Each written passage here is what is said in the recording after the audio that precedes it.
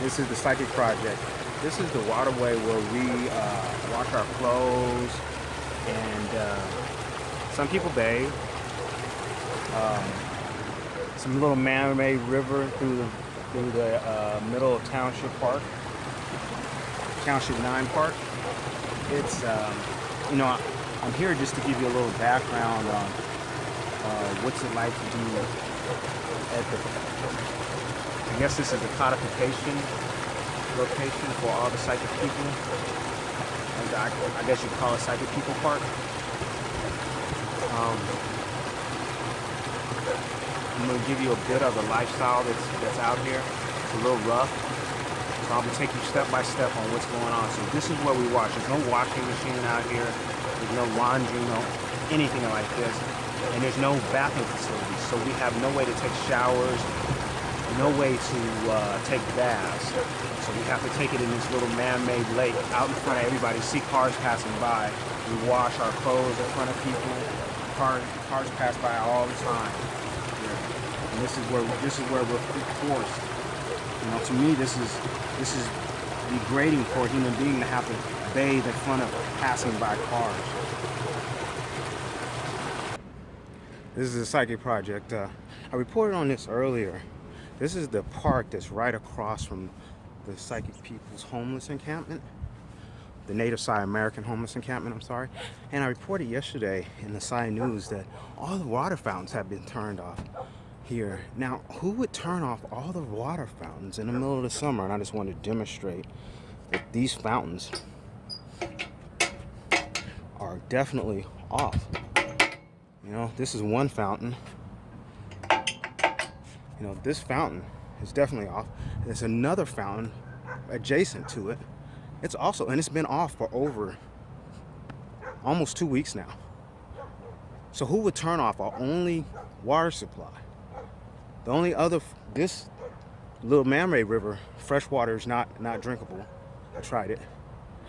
We have to walk 2 miles about to get water. It's also the only place we can take a bowel movement is about 2 miles to the Chevron.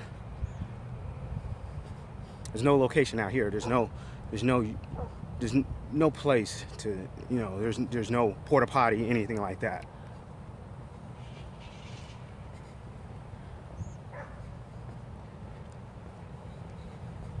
Here I'm coming up on the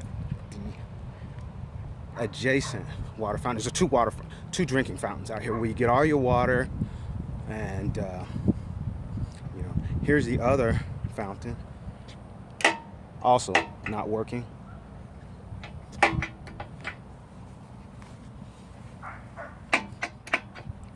So here you have a beautiful park, but useless.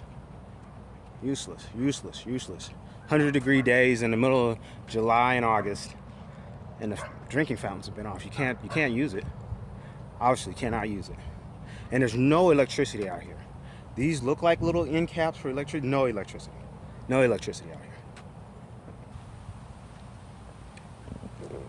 As you come to the rear of the park, you can see along the river, up and down this part right behind Township 9, you can see the encampments are back there. You can see they're hidden in the bushes, so you really probably can't see them. But I'm going to take you down to mine, and then you'll see my particular encampment.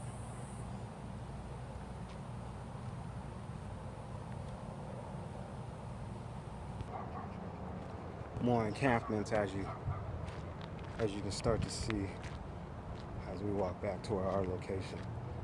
You can begin to see some of the encampments.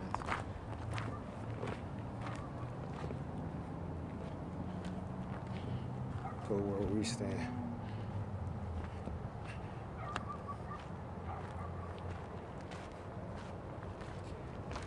This is just how forced to live out here.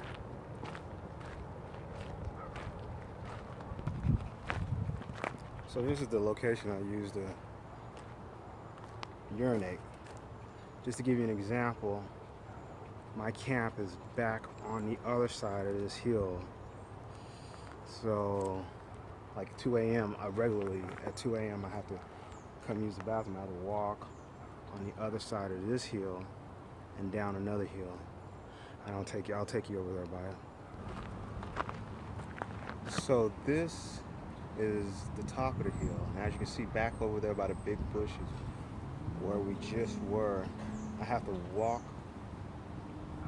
Here's my camp. My camp's down there at the bottom of this hill. I have to walk up this hill, pretty steep, down this hill, over there by the big bush to get back just to use the restroom. And you're saying, well, there's a river behind you. Why don't you use the restroom?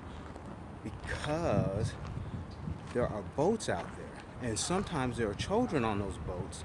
I don't want to expose myself to any children or anybody else. And, you know, that's a potential charge. I could go back to prison. I try to stay as far out of dangerous situations as possible. You know, I should have never been there in the first place, but now that I'm there, I'm trying to deal with the realities of having, you know, a felony record. Anyways, now that we're here, you can see what my actual camp is like. And by the way, that is just for urination. I have to walk up and down this hill. To take a bowel movement, I have to walk like 2 miles to a Chevron. Okay? That's the closest facility. There's no porta potties. There's no like digging a hole out here. There's nothing like that going on. Okay? That just doesn't happen. Okay, so here we're at. This is what camp looks like. This is where I've been for like the last 2.5 months. You know, this is my little one-man tent. By the way, it's a pretty good tent by Ozark Trails. Pretty decent for the price. But there's no refrigeration out here. This is where I keep my food. It's like my little private refrigerator. It's because the animals get it. If you don't hang your food, the animals get it. You can only keep about 2 days worth of food out here. It's a pretty tough life out here. I've decided just to start eating from the dollar menu because the last time I bought something, I tried to get the things that say fully cooked, so that I can hang them for 2 days. You know, there are things that are in the refrigerator aisle but say fully cooked, so that, you know, I can still have like, a sandwich, a meat sandwich or something. But the last one I bought made me sick, so I bought like a breakfast sausage one, and it just made me sick. So I've decided to go to the McDonald's dollar meal, or eating convenience food from Chevron that I can cook with their microwave. It's a little bit more expensive. I may not make it till the end of the month, and I have to pay $50 to use the showers at the 24-hour fitness, because I went like almost 2 months without taking a shower, just wash offs in the sink at Starbucks, right? So you know, we had to make a change, so we spent the $50 that we got from General Assistance. You know, all this smacks of, the